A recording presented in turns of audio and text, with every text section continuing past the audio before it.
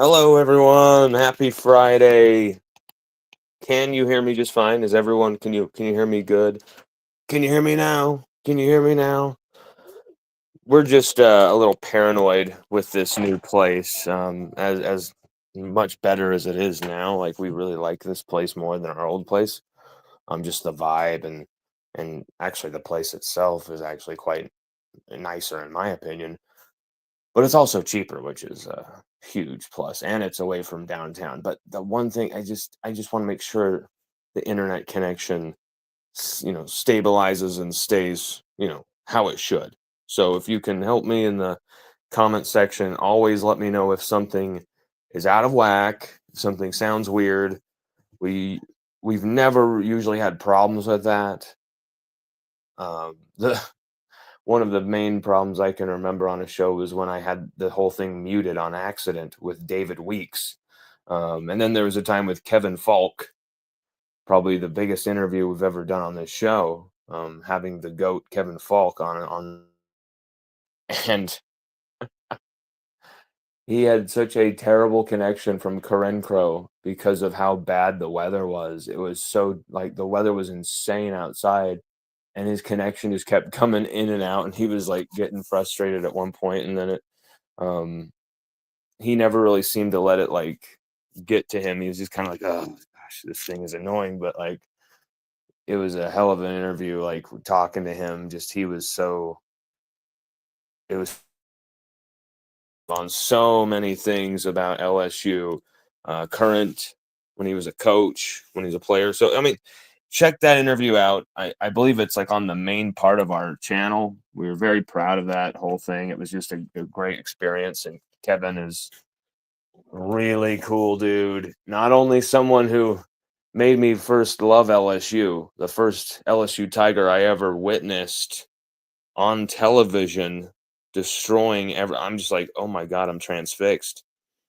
Became an instant fan through Kevin Falk. We're talking late 90s here, mid to late 90s. And that's the thing is people who did not have older brothers, maybe football, sports, it took a few years, or like good music, it took a few years. But if you had two older brothers and you were a sports family, you weren't gonna you weren't gonna miss people like Kevin Falk. It doesn't matter if you were 5 or 6, you were gonna know who that dude is. And Kevin Falk for me was the gateway to LSU. Just like, wow, what is this? The SEC? Well, this is college football, but what? Oh, yeah, there's conferences like the Mountain West, like here, like with BYU and Utah. Oh, so like I kind of started putting the pieces together just as a football fan. So it was very formative for me with Kevin Falk, and so it's just a cool moment. But outside of those two shows, and maybe some other little random connection issues with other people, um, we haven't really had many connection issues. So if you spot any, let us know. Tell us, hey, your voice is doubled, or we can't hear you, whatever, whatever it may be. Let us know, and we will remedy that situation. We are getting a new laptop, replacing the old laptop as well. So we're in the process of that, working with iPads, working with phones.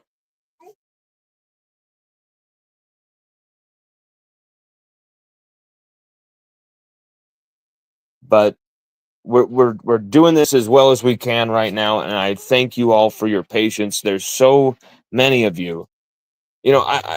I keep forgetting how many people there is that actually support what we do here. And that's the thing is someone like Peyton today said, "Hey man, like I subscribe and I follow your shit." Like to kind of say, "Hey man, like there's people who do believe in what you're doing. Get your shit together, bruh." Type of a statement. And I'm like, you know what, Peyton's right. So thank you, Peyton, and thank you for your belief and your support in what we do, man. I mean, we're very lucky.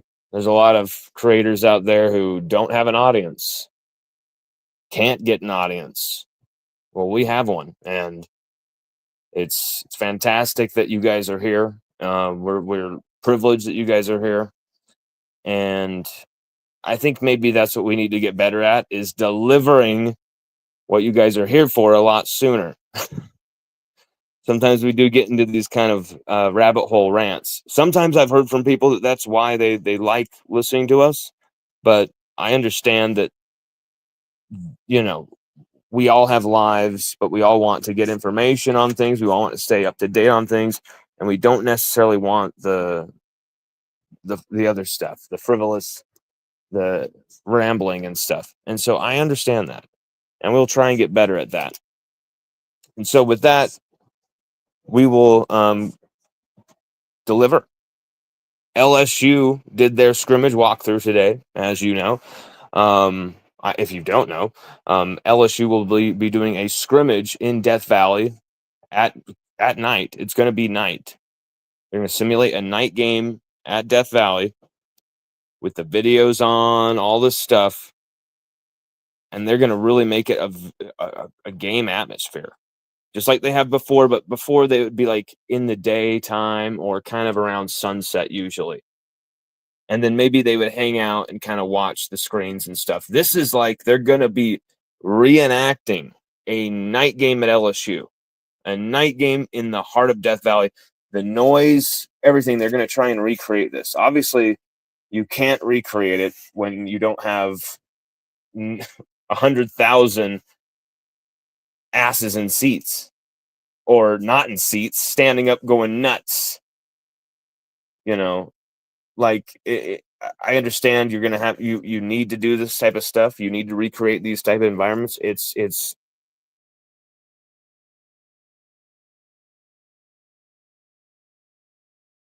think this is a great way to simulate kind of the experience ahead, to do it at night, do it properly.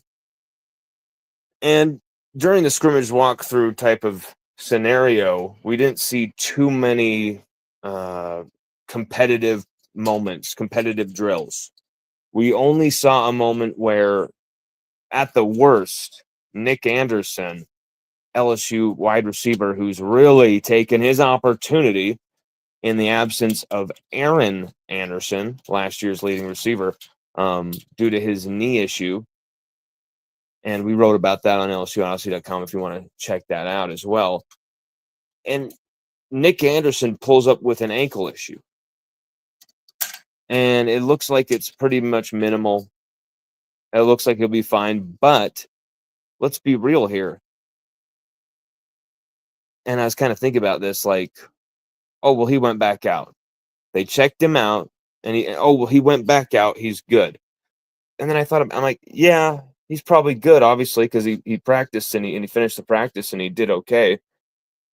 Made some plays even after the apparent injury, but he needs every like advantage he can get, every moment, every big play he can get to start on this team for this offense.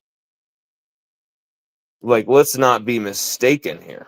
That, like, hey, he's fine, nothing happened, he's good. It was a flesh wound.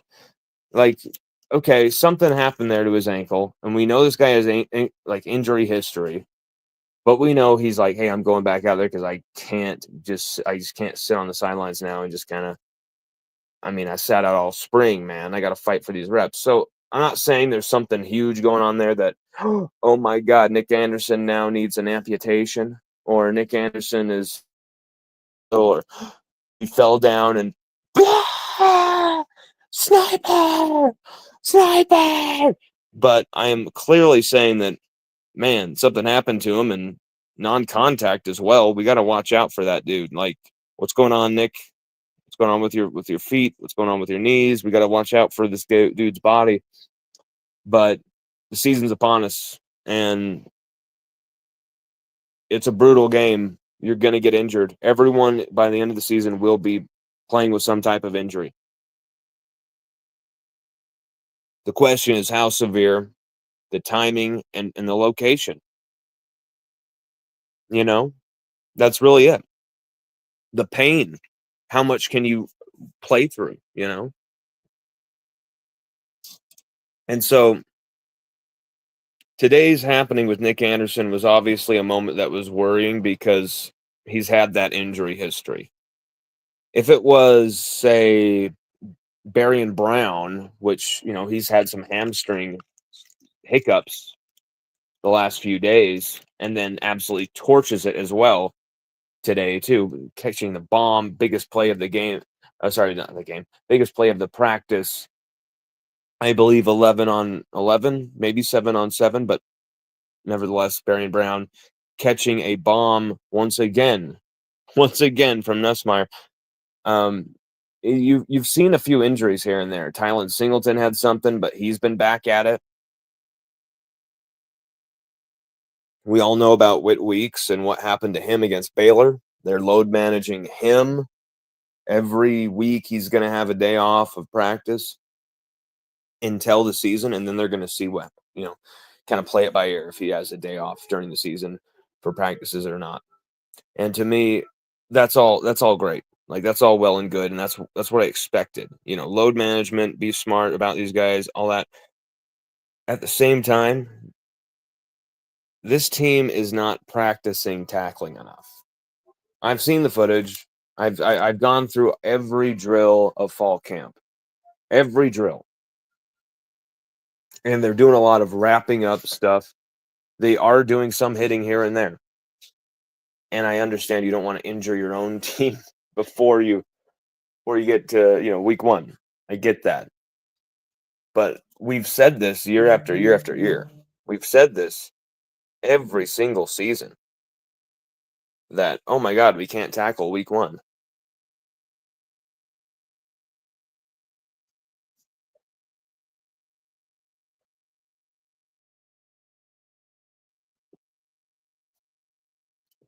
So I'm wondering,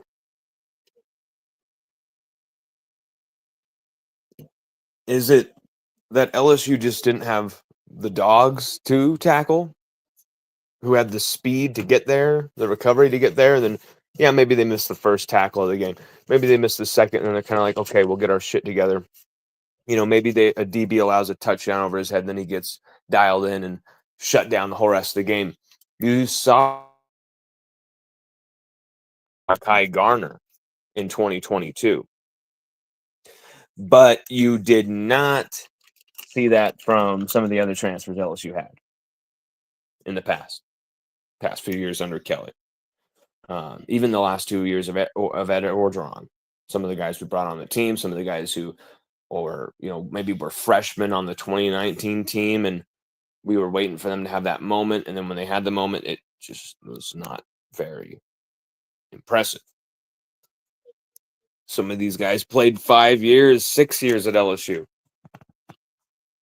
It's crazy. I mean, it's simply insane that John Emery Jr. still has eligibility and could have played for LSU this season. But now, with Josh Williams being in the league now, I believe I haven't quite followed where Josh Williams went. Josh Williams was the last final Tiger, 2019 LSU Tiger to be at LSU. Now John Emery Jr. is the last, LSU Tiger from that 2019 team who's even playing actively in college football. But it's 2025. Just crazy. Anyway, we'll move on. With this scrimmage walkthrough, Nussmeier was not practicing, and I'm just not even going to get into it. People cannot handle discussion about this. People cannot handle the discussion when it comes to Garrett Nussmeier. They can't. They cannot handle. And you know why? Because we know if Garrett Nussmeier goes down for the season, we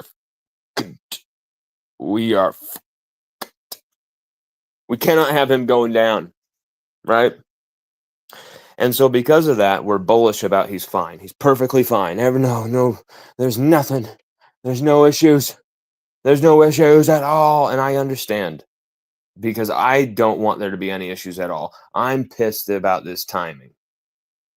Truth is, we might have to go 15 to 17 games with a quarterback on that type of an injury. And you know what? I'd have no one other than Nussmeier who has like that type of steely, I'm going to just put a hammer through your ass, even if I can barely move type of mentality. And so I'm like, hey, you know what? This dude, no matter how bad this injury might get, I know he's going to be there. The only way that he'll get off that field is if he can if he cannot walk and he's like putting the team in a bad place because he's out there, and he'll take himself out at that point. But we are very far from that place. Very far from that place. Nussmeier right now, he's looking sharp. He's looking good. He's had such a hell of a fall camp. He's had such a great spring. You've seen him just completely, almost seamlessly fall right into that role of a starting quarterback at LSU, following in the footsteps of Jaden Daniels, who, besides a little Max Johnson interlude, basically followed in the footsteps of Joe Burrow. And he's had no issues with it. I mean, yes, he's made some plays that some of the turnovers in that 3-game losing streak. Yes, I understand. Maybe he hasn't proven himself to a lot of people. Maybe there's some people who he's going to have to basically win a championship and win it like putting up a ton of stats to prove it to them, because they just don't really like him. There's people like that nowadays, sadly, who it's very just tribal, and they just don't like someone. So no matter what, they're going to say that they suck or root against them. They're never going to give credit where it's due. Just completely shit on them. And Garrett Nussmeier is a victim of that sometimes. But going into this season with all of that hanging around him, on his shoulders, the most passing attempts last year, you put so much on this kid to deliver. And when it didn't happen, some of the fan base, a little bit of the fan base, bailed on him and, how dare you? We need Bryce Underwood and we need to have him start year one as a freshman over Garrett Nussmeier. Like that type of rhetoric was out there. You can say it wasn't. You can lie all you want to yourself. That LSU fans would never say that, would never betray Nussmeier, whatever. Like that was said. Underwood is the future. Start him now. Start him now. Because everyone thought Underwood was coming to LSU. And they bailed on Nussmeier. And thank God,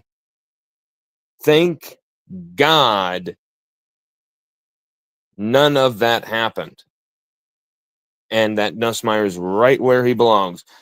It's just, you do not want to see him in a moment where this is taken from him by injury. You want to see, okay, if Nuss throws a pick 6 that loses us a title game or something, okay, we ride or die with this kid.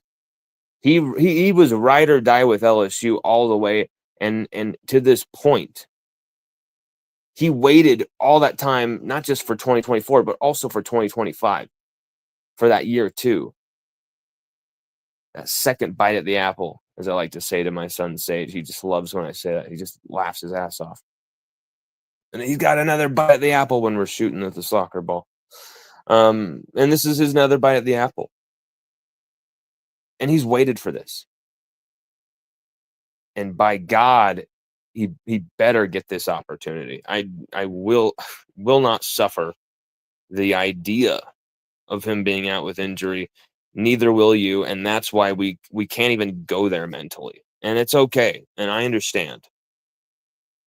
But we need to understand this as well, that Nussmeier is going to be playing through pain this season. Varying degrees of significance, but he's going to be playing through a lot of pain this season just to begin with. I'm not talking about, he's going to get sacked. Well, yeah, he's going to get hit. It's going to happen to every quarterback. Sure. We understand that. We're not talking about what could or happening. And so that's all I wanted to say about that is Nuss is going to be playing through pain. We got to have his back. He's really going to be hanging in there tough for this team, for this program, for this university, for the people of Louisiana once again. And we need to have his back full stop, no matter what, just like he had LSU's back. And I understand that's kind of like, hey, well, what if this happens, or what if he's not good, or whatever.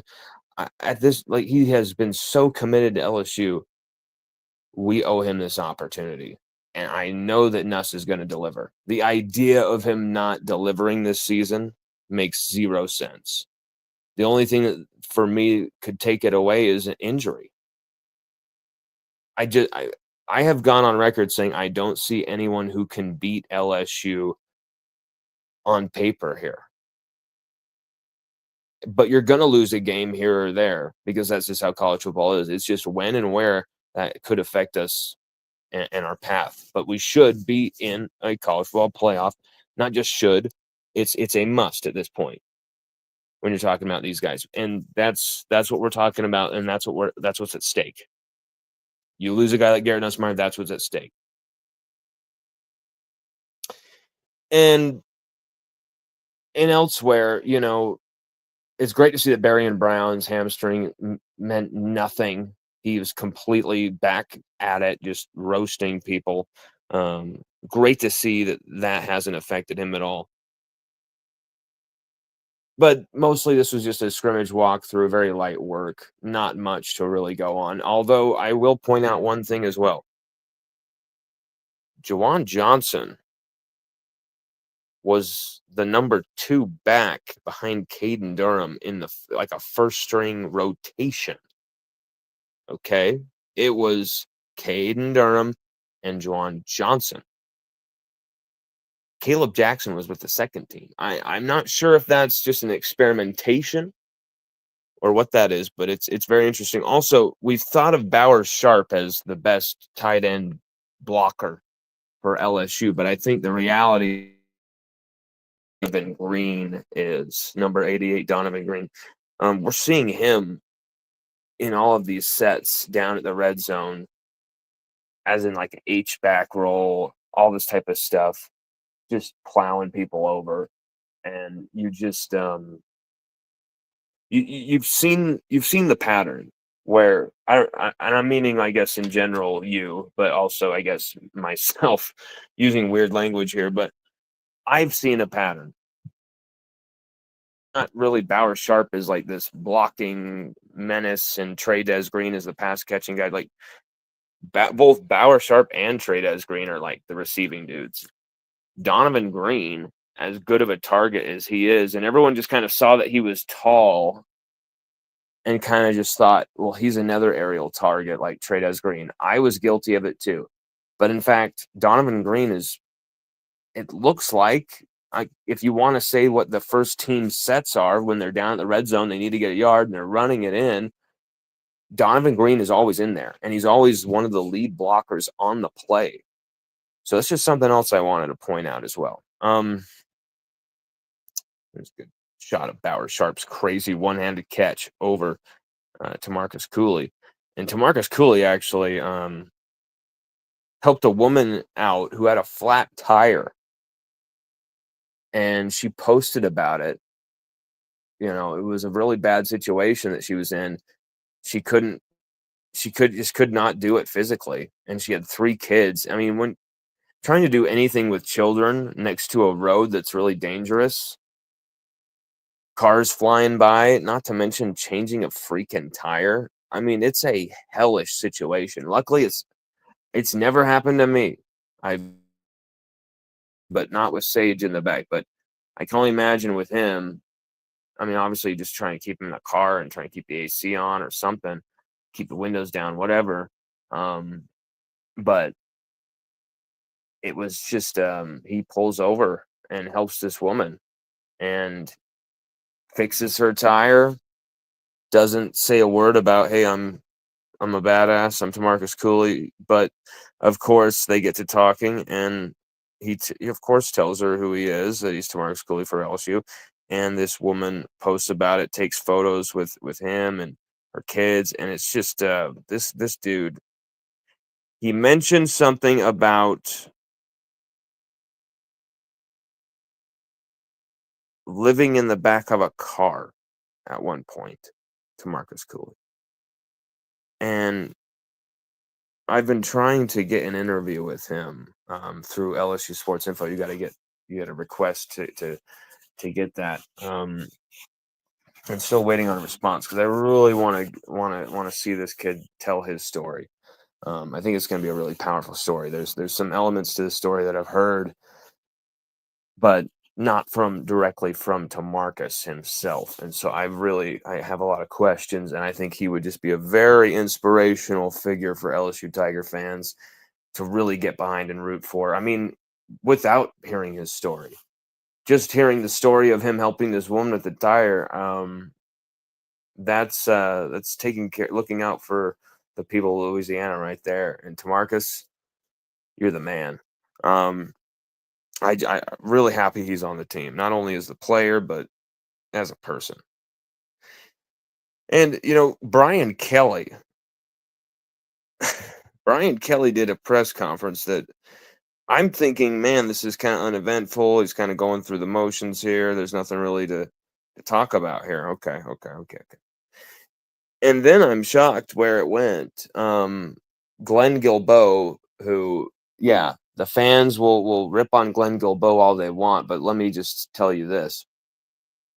While a lot of the people in that room will never risk their access to getting interviews by asking a tough question, Glenn Guilbeau always will. And people want to shit on Glenn Guilbeau and say he's anti-LSU. The dude graduated from LSU. Like he has more. He wrote a book with Skip Bertman. I think he has more to do with LSU than most of us, to be honest. And I understand that's probably a tough to swallow opinion, but it's true. And in a world where people always say journalism is dead, they're fake news, and there's no real journalists anymore. But then when it comes to sports, we get mad when a guy like Glenn Guilbeau asks tough questions. I think that's kind of hilarious. I think that's kind of stupid.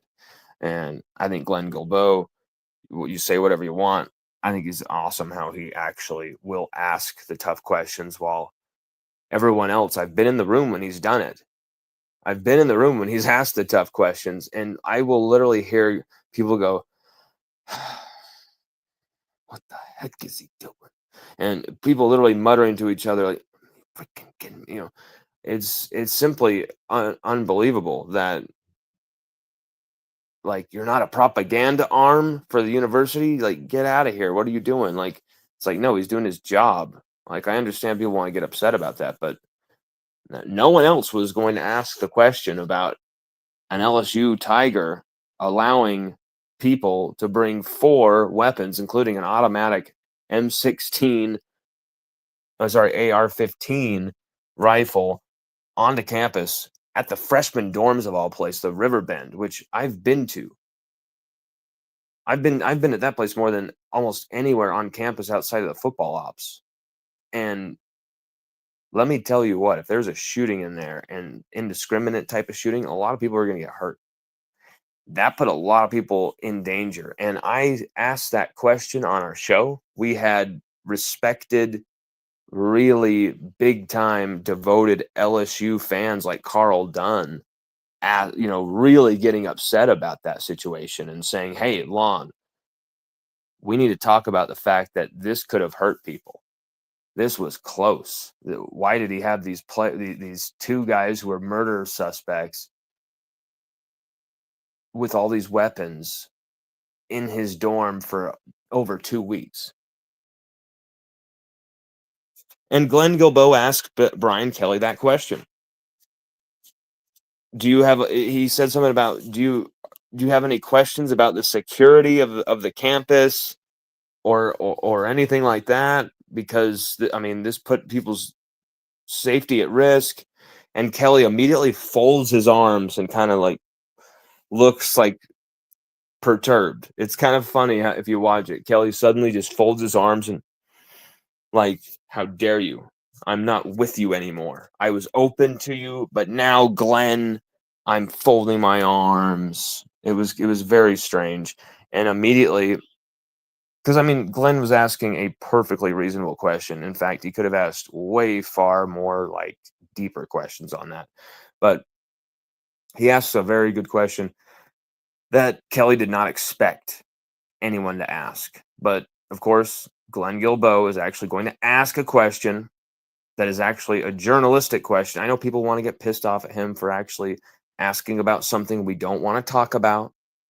We want to push in the corner and hide, like Title IX or whatever. And that's why people have gotten mad at me before and unsubscribed from us, because they thought, we thought you loved LSU. How dare you cover this? And it's like, actually, we love LSU more than you do, because we want the truth about something terrible that happened at LSU to come out and not taint LSU anymore. Because sometimes people have a view about LSU as almost like the mafia of the Wild West of college football, which at sometimes was true in the last 2 decades. And there's times you're proud of that title, and there's some things that happened that made you not proud of that title at all. But Glenn Gilbo never is going to be shy away from asking those questions. And Kelly immediately was kind of annoyed. But Kelly, I like his answer. He was like, I agree. He basically said something like, I agree it could have put people's safety at risk. But basically, this is a question of who you have in your circle. And he basically said he doesn't hold anyone responsible for these guys, the security or anything like that, for these guys having 4 weapons on campus. To do a apartment by apartment search of all football players. Like Kelly's like, hey, I think there might be a weapons on campus, even though I have no inclination that there is or that anything is even close to that. Room to room search. Like, come on. That's insane. And so obviously he was like, no, I don't blame security, but this is all about who you have in your circle. And I've told these guys, I've educated these guys about, hey, just because someone kisses your ass on Twitter, just because some of your old friends from back home now know that you got a shit ton of money, don't think that these people won't become predators. And I'm sure Kelly's even educated them on the fact that a lot of the times the predators are going to be in your own family too, which is kind of crazy. But he really kind of just said it's about education and telling the players that this is who you watch out for. This is the type of individual that you watch out for. And those two people who most likely, allegedly, the evidence points to this, murdered a 17-year-old, allegedly, I'll say it again. Those two really, they had a history with JT Lindsey. They were friends with JT Lindsey back in Alexandria. But the fact that JT Lindsey's career is now at risk, hanging in the balance in any way, shape, or form, suspended from LSU right ahead of the season when he was actually looking good through fall camp. It's a disaster for JT Lindsey, and it's a disaster for the running back room. I mean, just how many more people are we going to lose? We could have had Trey Hawley a part of this running back room. We could have had John Emery Jr. part of this running back room, and we rejected him. We could have had JT Lindsey part of this running back room, and now he's suspended.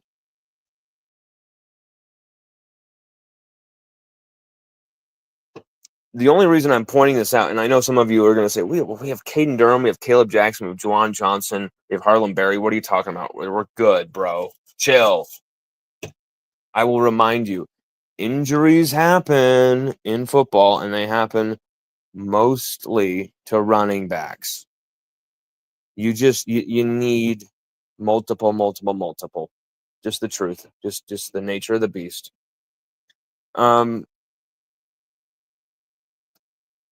Kelly was also gave us some really interesting quotes about the offensive line. I can't remember who asked the question, but somebody asked the question that, oh, it was Jacques Doucet. He said, "Where do you think the O line is at? How do you think they'll?" And people ask him this every single day. Every single day, someone asks him a different version of the same damn question. I don't know why, and I think it's to kind of get different reactions from the same well. You know what I'm saying? And so sometimes when I say I don't know the hell why someone is doing something, I'm not really necessarily ripping on them. I'm simply saying I want to know what they're doing there. Is there a method to that madness? Are there some of these local journalists working together in some way? And I've seen that and believe that, yes, sometimes they are, for sure. But Kelly is asked, what do you think of this O line by Jacques Doucet? And he says, I've been around the block. I've coached quite a long time. I've put in a lot of first round draft picks in the NFL as offensive linemen.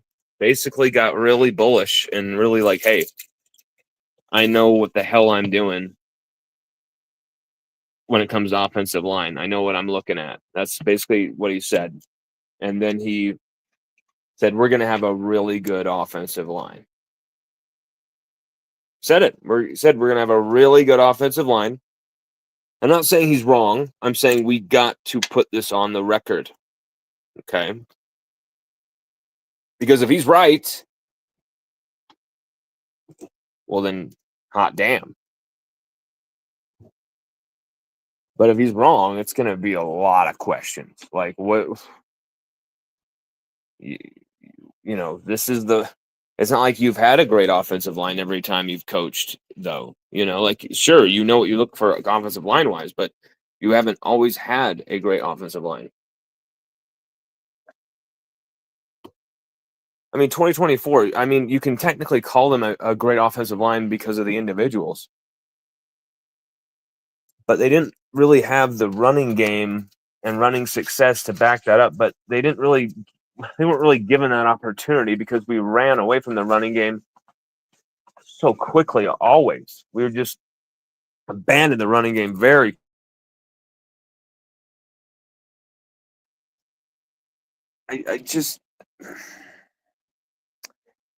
Where this offensive line is going to go, how this offensive line is going to be this season, we're not even going to know the question, and until not even like until after Clemson. I think we're not going to know that until after Florida. Like, if we lose a second game in the first 3 games, it's then and it's mostly because of the offensive line. I think if that happened, you're also going to have some significant injuries in your backfield as well because of the hits that they're allowing.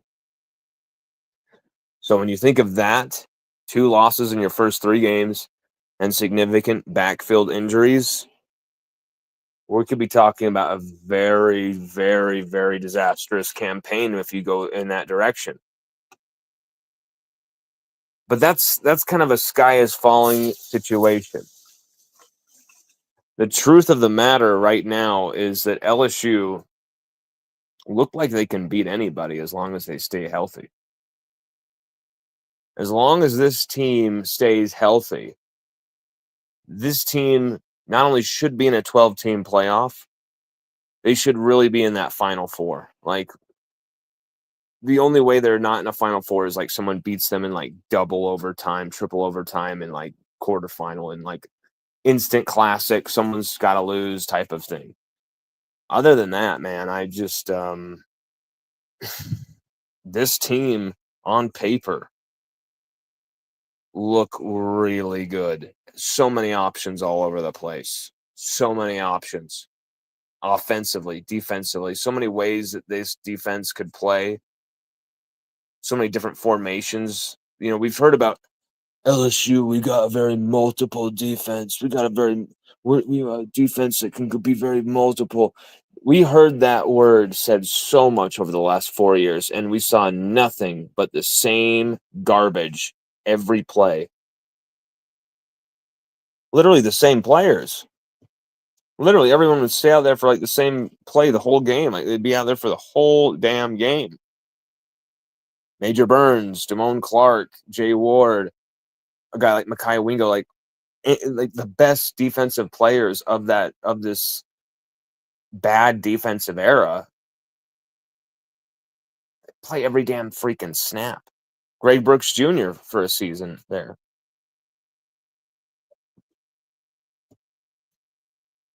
And I just I just can't see LSU losing too many games with this team. If it happens, if LSU lose more than 2 games, don't make the playoff. They look really bad in a lot of games. They get their ass kicked in week 1 against Clemson. They on almost every big stage get defiled once again. It would not only be stunning to me, it would be almost incomprehensible. This team is going to compete. There's the personalities there to be a competitive, ass-kicking team. I can't see Blake Baker rolling over this year and letting his defense be shit. Can you? I think he'd really rip someone's face mask off, drag him off the field himself. Someone else is going in there who's going to do it. Because we got options on this roster.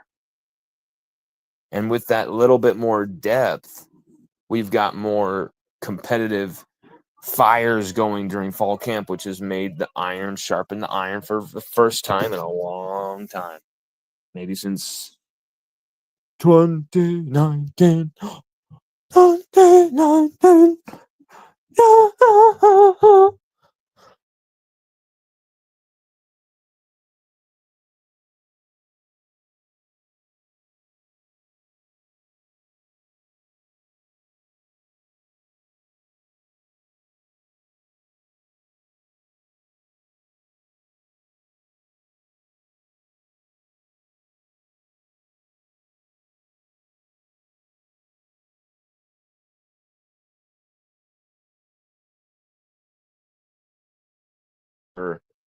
Before we played it a single down. But if he stays healthy, plays even above average with this group around him, he's really going to rack up the numbers. He's really going to help LSU win game. And LSU should have no problem scoring points this year.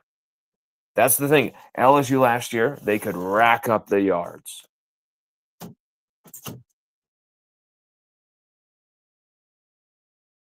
When it came to trying to put the ball in the end zone. They had a major issue when it came to trying to put the ball in the end zone.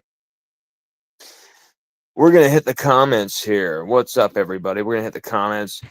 Let's see here. College football season with a Z says, "What up, Lon? How you doing, brother? What's up, brother? Is it Chris? I swear your real name is Chris, because I don't want to call you CFB season. That'd be kind of crazy." Oh, this damn StreamYard thing. Okay. Let's show the StreamYard thing.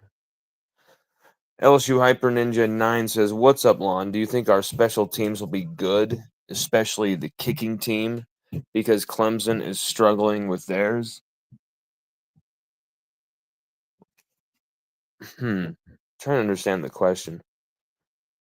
Do you think our special teams will be good, especially the kicking teams, because Clemson is struggling with theirs? I don't think it really affects our special teams what someone else is doing. You know, like if someone else's special team sucks, it's not really going to affect whether ours is good or bad. But it's something we could exploit if their special team sucks. Like if they can't block kicks, if they can't, cover the return very well. I mean, we have so many return weapons. Jelani Watkins, Xavier Thomas. Xavier both returned one for a touchdown last year, which was rare for LSU in the last. I mean, for a long time, LSU didn't really return too many for touchdowns, punts, kickoffs, definitely a few times. And then you had Tyrann Mathieu going off like he did. You had Patrick Peterson, DJ Chark had a few moments. There was guys in there who did this, but LSU had a long dry spell after Trey Palmer, where we didn't really do much special teams wise. And so last year, having Xavier Thomas and Aaron Anderson both returning one to the house, it was awesome. And now you got two kicking options in Damian Ramos, who is money short. He's money in the intermediate, and he's money from the PATs, but he struggles from the longest distances. And you've got another boot for that. You've got that. You've got Aaron Burrell. And he's young, but I've spoken to this young man before, and he has so much confidence. And I asked him, he was just doing the kickoffs last year, and he had one of the best. I think he was the best kickoff touchback percentage in the nation, or if it was not the best, it was right up there. Very impressive for a freshman, and he's just started at that position from the get go. Just incredible. And I said, is field goal kicking in the future, or like maybe punting, or what are you all gonna do? And he was like, all of it. Like he was like, I want all of it. And so him transitioning to be a field goal kicker never surprised me. It was always something I expected just because of what he said, that there was a plan for that. So that was fantastic to see him nailing some 57-yarders. And yeah, there was some that he missed, some he was short on, but he has the leg for long distance. It's his first year kicking in college. If he's consistent in any way, shape, or form, banging them in like from 55 plus, he's an extraterrestrial. And you know what? I think he is one. It's just, don't put so much pressure on him that we need him to win games for us game after game after game after game after game. And our offense should be good enough where we're not in that situation anyway. But there's going to come those 2-3 moments where we do need him to nail one from long distance, maybe to win a game or to tie it, to send it to overtime. That's what's going to happen. That's what is going to happen. And Aaron Burrell, man, I feel like we're in good hands. Not in good hands. We're in good feet with him. So, LSU special teams, I actually like what Amon Anand has done since he's come here. I feel like LSU special teams has looked really strong in fall camp. There's been some blocks. There's been a great bunch of impressive long range kicks. You've got options. It's not just like you're stuck with one guy. And I don't know. I don't really expect LSU to need a bunch of field goals to win a championship this year, but I think there's going to be those few moments. For me, special teams, the question is punter. And, LSU might be okay in that situation, Grant Chadwick, but I kind of need to see that. So, I mean, I don't know, man. I don't know how Clemson's will be, but I know ours should be okay.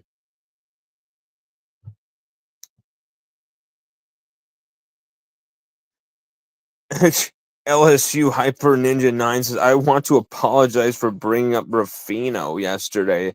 That's my fault, but I want you to know I watched you for a while and you do the best in the business.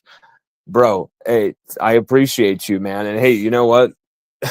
You don't even need to say that. You don't even need to apologize for that. You know why? Blake Ruffino and what he does has no bearing on me. If Blake Ruffino has more followers than us, or Blake Ruffino is able to go to a practice that we're not able to, like, that's fine. Like, that's okay. Like, what he does has nothing to do with us. What bothers me is when somebody tries to lie about someone else's work. And we've seen the proof of that. And so that's all I really felt like kind of exploring was like, hey, you know what? Let's call this shit out right now. Like, I he's not someone I respect. He's someone I respected for quite a long time. I didn't really think, and I knew he hated me for some reason. I knew he was talking shit on me for some reason. A lot of people would tell me all this stuff, but I never went that way. Everything I had to say about him, I said publicly right to his face. And then,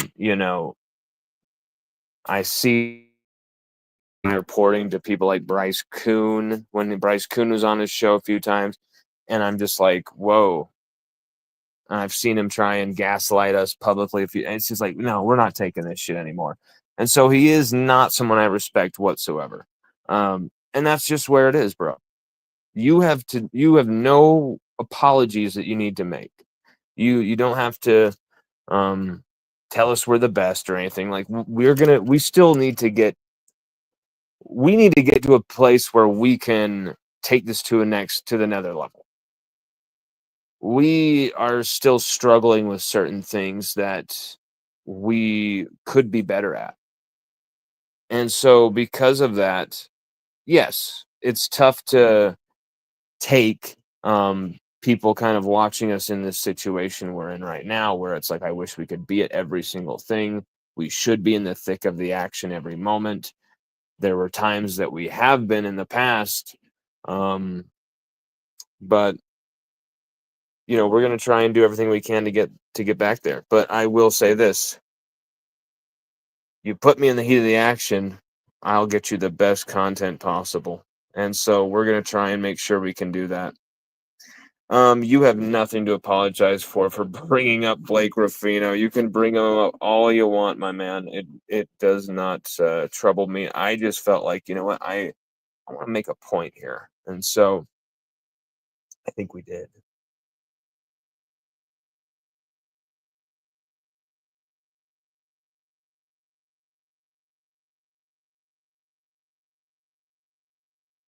Joseph Bennett says, "I hope Nuss injury won't hurt his draft status." No way, bro. No, no, no, no, no, no, no, no, no, no, no. I mean, let's be real though. Knee tendonitis and that type of stuff, that does, that's something he's going to be playing with for the rest of his career, the rest of his life. But if he can prove this season that it's not something that's going to, you know, get worse and become an all new type of injury, which is sometimes not really something he can prove. It's something that maybe he can just survive through. It's not really up to him sometimes. It's not something you can control, some of these injuries. But I don't think it will affect his draft status much. It depends on what they found in the scan, and really if it was affecting Nuss's draft status or would, then what is in the scan that we were told is not true at all, and there's something a lot worse going on. And if he plays this year, it will make what he has already a lot worse. And I don't really believe that.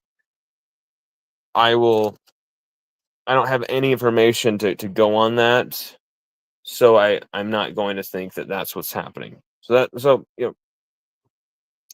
Right now, Nuss is clearly like 75, 85, and he's going to be playing through pain for most of the season.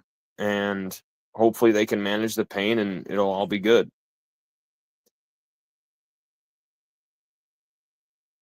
Let's see the next comment. But thank you, Joseph. Holy crap.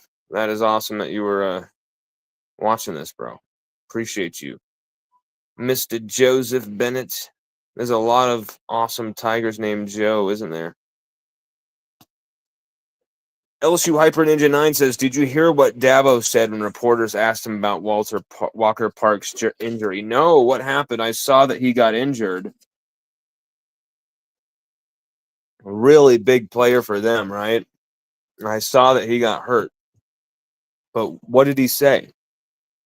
I'm gonna look this up now. Poe English is back in the house. Poe English. back in the house. Mr. Poe. Mr. Poe. Poe English. Poe English. Poe English.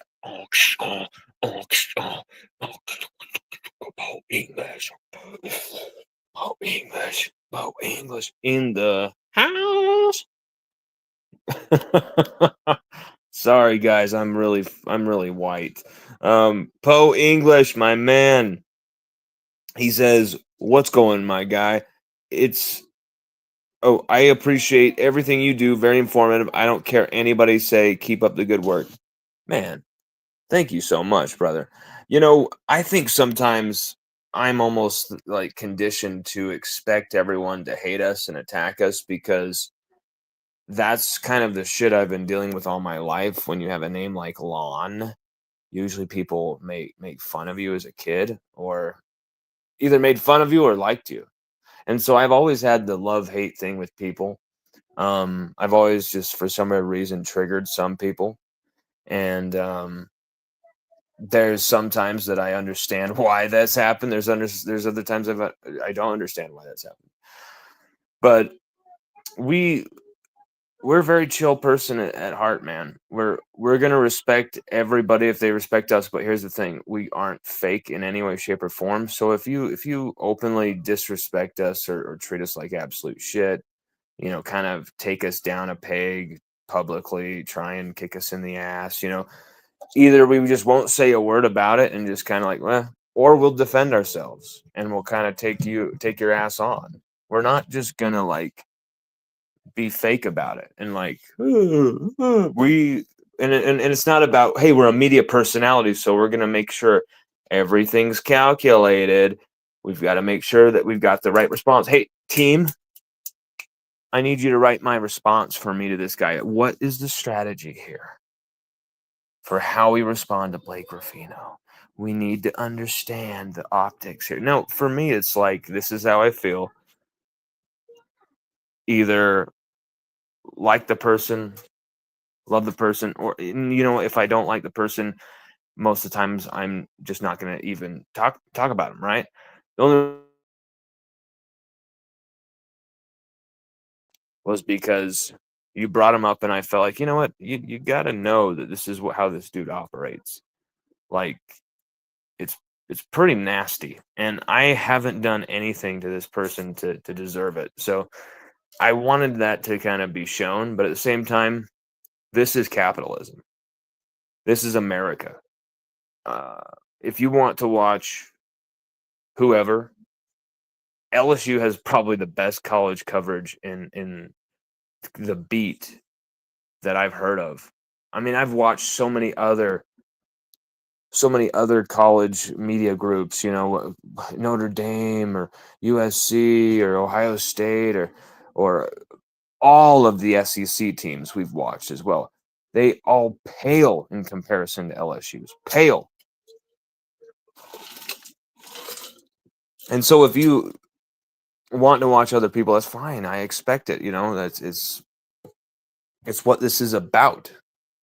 But we're always going to give it to you as raw as possible. We're never going to just, hey, Brian Kelly gave us some access, so we got to make sure that we say this and that and this.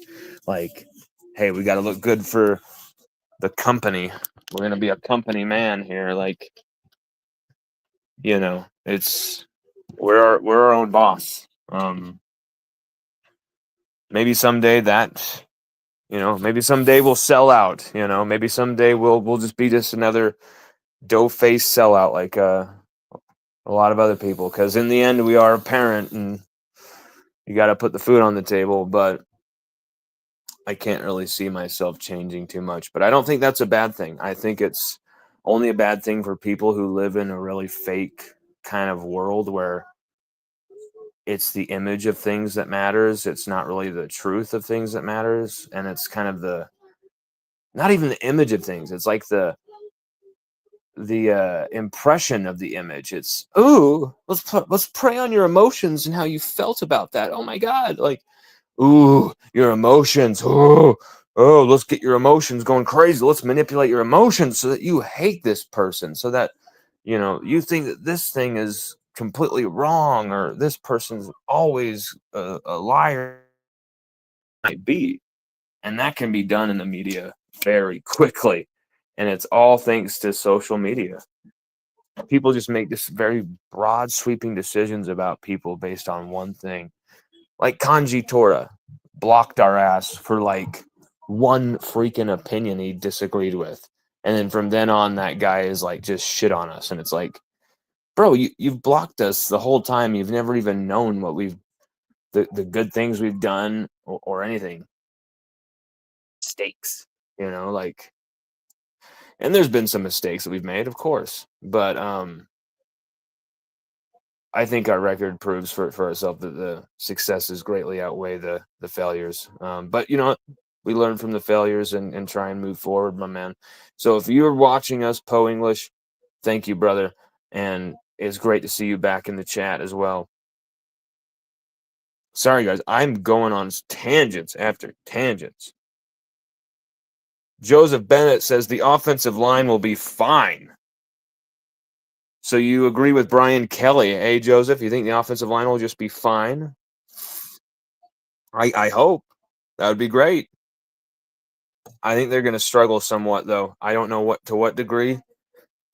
I think there's going to be moments where this offensive line have to deliver, and will they deliver? We're going to be making our predictions very soon coming up here. This next week, we've already started writing our game by game schedule prediction, just like we do every single season, where we predict every single game of the regular season and then kind of project a playoff scenario potentially, and winners, losers, award winners, all that stuff. So that's coming this week on LSUODYSSEY.com. This will be the week it comes out, always the week ahead of kickoff. Can't wait to get that done and out to you, because I'm just gonna really be candid with you. I'm getting off just thinking about writing the article. Like, I going through game by game and really diving into what could happen in this season is a really it's interesting as hell to directions, guys. And I think you could really just pick them at this point, because it's so all over the place. You have no clue what is going to come this season, and I just wonder who's going to get it right. LSU could win a championship, or LSU could only win 8 games. Like, it could go all over the place. LSU Hyper Ninja 9 says, I want to see LSU play Michigan. We never played them in school history. That would be a lot of fun.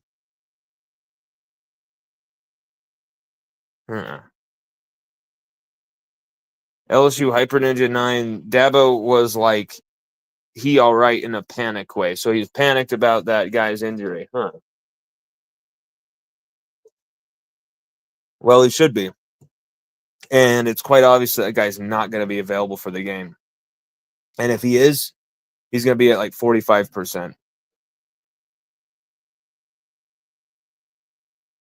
LSU Hyper Ninja 9 says, honestly, I only believe Brian Kelly if he goes out and proves it. I think a lot of us, even his fanboys in the local Louisiana media, even they're at that spot as well, my man. It's impossible to ignore at this point that it's not about what you go out and say in the press conference. It's not about how you can control the media and the message. It's not how you can go out there and we made ourselves look good, or what games. And we've heard a lot of the bullshit for a long time of, we want to play physical, we want to do this, we want to do that, we want to do. It's about just going out and doing it at this point. And I understand we lost 4 or 5 offensive linemen to the draft, and I understand that was a hard hit area of the team. And it sucks that that's kind of like such a big position group for any football team. And it sucks that that's the position group that we, lost the most guys from, but we knew that was happening, and we only got Braylon Moore and Josh Thompson out of the portal. We didn't get anyone else. I don't understand that. I frankly can't fathom why we only got those two. And so many people told me, oh, it's just shut up. We got these two. Just shut up. It's all good. It's all good. I literally was told, like, just shut up. Like, it's okay. That's all we needed. We just needed 2. Just shut up. And I was like, are you serious? Okay. You think we can go through the season with just 2?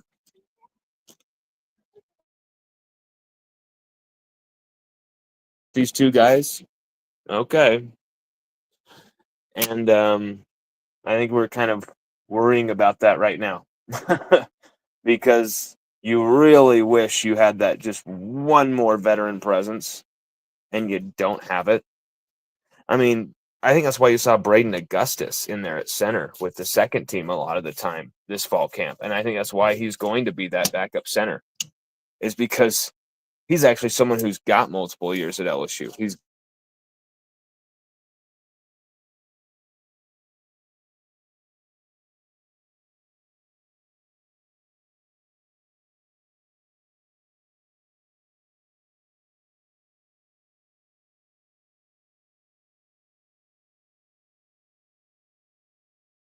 Offensive lineman, most important position, center.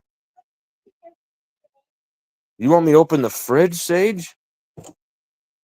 Sage just runs up to me, goes flying past his mama. I don't want you to open the fridge. I don't want to open the fridge. Buddy, you're going to smash yourself with this door. Keeps trying to smash himself with the door. I don't get it. You are a madman. Sage, you want some chocolate milk?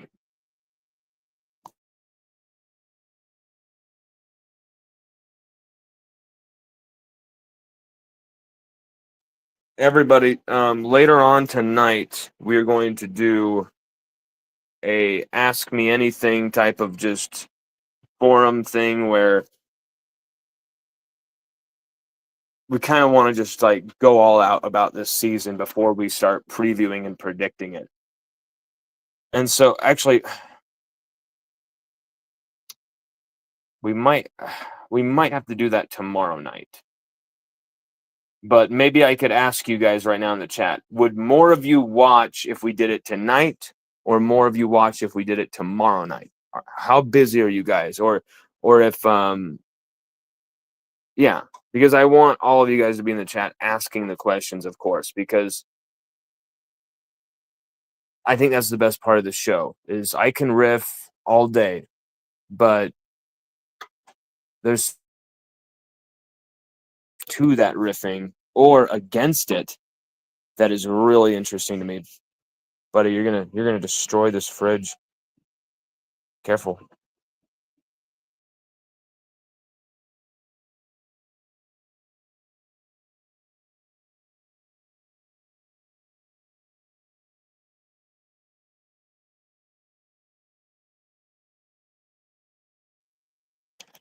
Tyler says, fuck Clemson, let's go. My guy.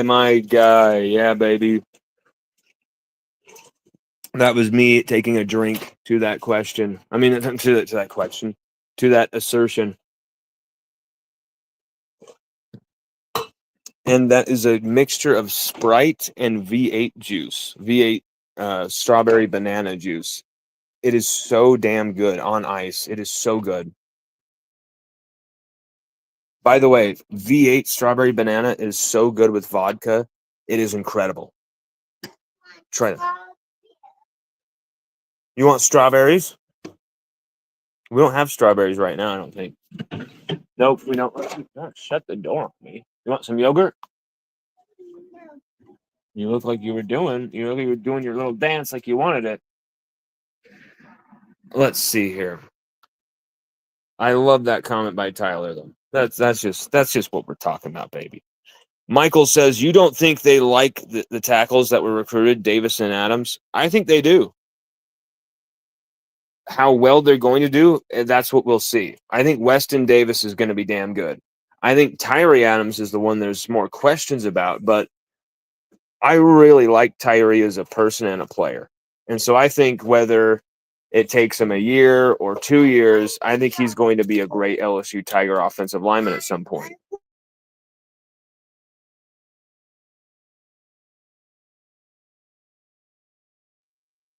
I'm not worried about the tackles as much as I am the interior of the offensive line, where Braylon Moore can only do so much when you've got a left guard position that is literally all over the place. And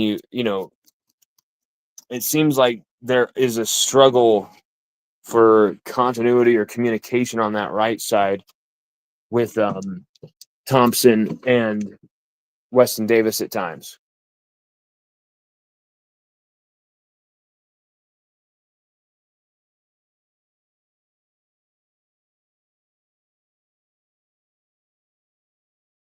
To kick some ass. I really think this offensive line has the potential to be dominant. They have the potential to really be a great offensive line, but they also have a potential to be extremely poor out there, because we've seen it with LSU before, where it's just like, where is the physicality? It's so mental. It is so mental. It's not about who's bigger, who's stronger. It is so freaking mental. And if you have the mental edge alongside that physicality and that physical talent, that I'm an SEC 5-star hulking, you know, Adonis of a looking player, then fine. Like, but you can't just like, hey, we're talented, we're gonna be playing in the NFL, and I'm just gonna move you out of the way, bro. I'm gonna push you out. Like, that dude's gonna wreck you and fuck you up. Like, football is mental, and it's a mental game. No matter how fit, like, the amount of smaller guys I saw play defensive line, I'm thinking, this guy's gonna get destroyed. What are we doing? What the hell is our coach doing? And oh, he just wants it more than everyone else on that line. He just wants it more, and he's just gonna destroy these kids every single freaking play.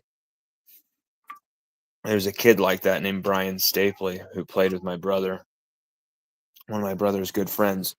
Very undersized. He would play through some significant injuries too because he was undersized. But bro, you could not move him and you could not stop him. He played defensive always getting into the backfield. Always. 3 tech, whether it was a nose guard, he played everywhere on the defensive tackle interior, and he was so damn good. And it was all the mental edge. He came up against dudes that should have absolutely physically just mauled him, right? And he absolutely abused some of those guys.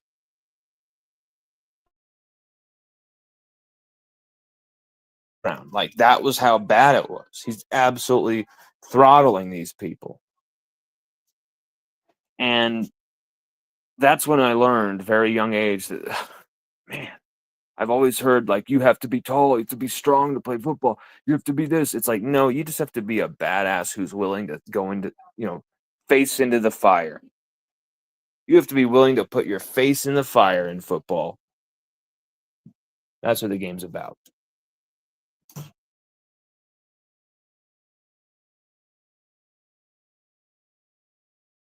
To be immolated with flame, and somehow you come out the other end, because it's physics. Two objects going hard at each other 100%. They both smash each other with unbelievable force. Both feel that force, literally shaking from that force. But it's just a beautiful thing. It's just a beautiful sport. I don't know what the hell I'm talking about. But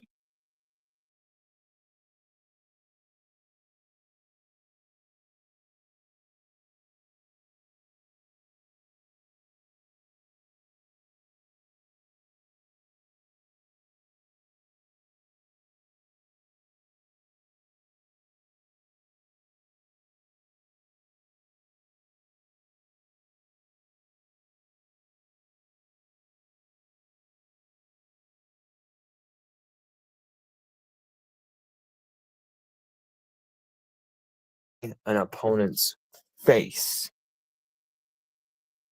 And Kyle Williams is literally the purple bishop of that type of doctrine. Who better to hire than this dude? I mean, he is a real human face eater. And so you're going to have these personalities, a Bernard Gooden, a Whit Weeks, like we've got here on the screen, of course. Harold Perkins back, and I think at his most beastly. I've got something coming for y'all about Perkins and our personal take on his fall camp. I think you're going to be really surprised when you read that article on what we've seen on Perkins, because it's very.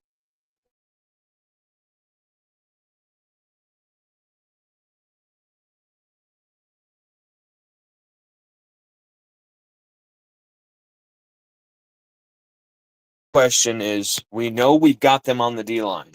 We know we got them all over the defense. How many of these dudes do we have on the offensive line? I think Braylon Moore is one of those guys. I think Weston Davis is one of those guys from what I've seen. I really like what I've seen from Weston Davis. I would be stunned if he had a bad game.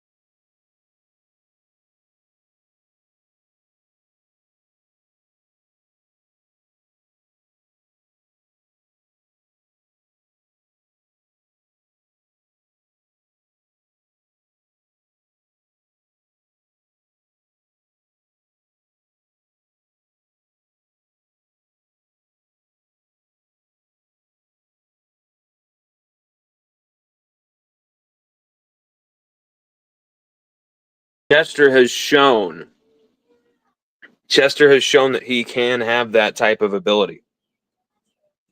And so let's hope we see that from all of these guys. Sorry, guys, we accidentally exited the show, but we'll call it quits there. Thank you all for watching. We absolutely did not mean to have the show bounce on you like that. That was weird. That's what sucks about doing this on the phone. Laptop coming in the next few days. Hopefully we get our credentials back for the Clemson game and we get approved and we will actually be there. That would be fantastic. Everybody, have a nice rest of your Friday. We'll be seeing you soon for that show. Take it easy, everybody.